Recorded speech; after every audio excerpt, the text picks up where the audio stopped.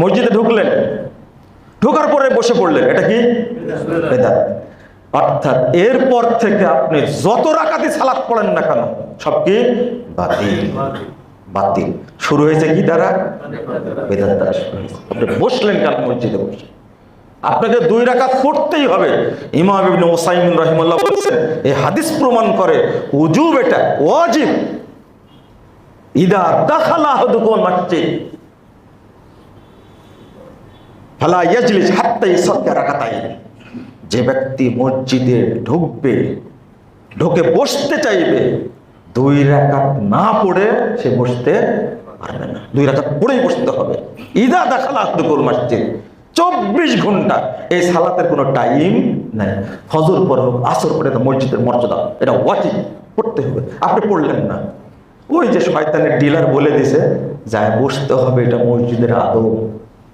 সময় না থাকে, হ্যাঁ, সময় যদি না থাকে, যে ফজর মানে জামাত শুরু হয়ে যাবে, তখন পড়বেন কেন? এটা নর্মাল মাসালা। জামাত শুরু হলে তখন পড়া যাবে? এটা তো মসজিদের। তো কি যেন বলছিলাম,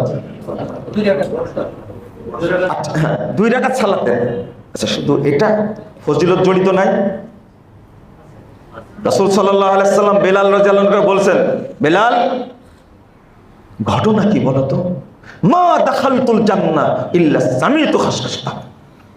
আমি জান্নাতে ঢুকলে তোমার পায়ের শব্দ পাই, আমার সামনে দিয়ে হেঁটে যাচ্ছ। ব্যাপারটা তো বুঝলাম না, কারণটা কি বলতো? বেলাল রাদিয়াল্লাহু আনহু বলছেন যে ইদা তাওয়াজ্জাইতু সাল্লাইতু রাকাতাইন, ইদা আযানতু সাল্লাইতু রাকাতাইন। ওযু করলে বা আযান দিলে আমি 2 রাকাত সালাত পড়ি। চিন্তা করেছেন, এই 2 রাকাত সালাতের কোনো ফজিলত নাই, কোনো নেকি নাই।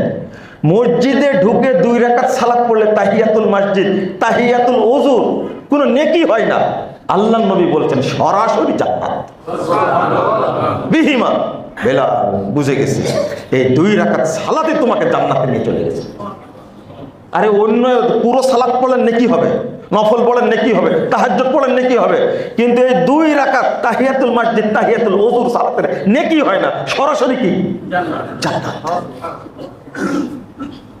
এই আমলটাকে আপনি বাদ দিলেন, এক বৃদ্ধা করলে দেখালেন, আগে তো ঈমান শেষ হয়ে গেছে।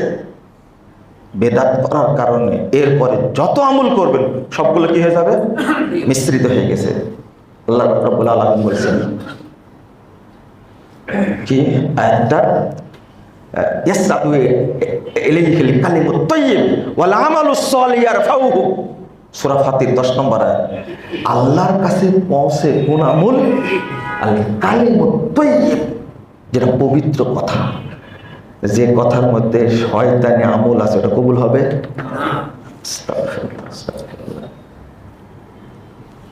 ওয়াল আমালুস সালিহ, আর পবিত্র আমল যেটা সেটা কবুল হবে।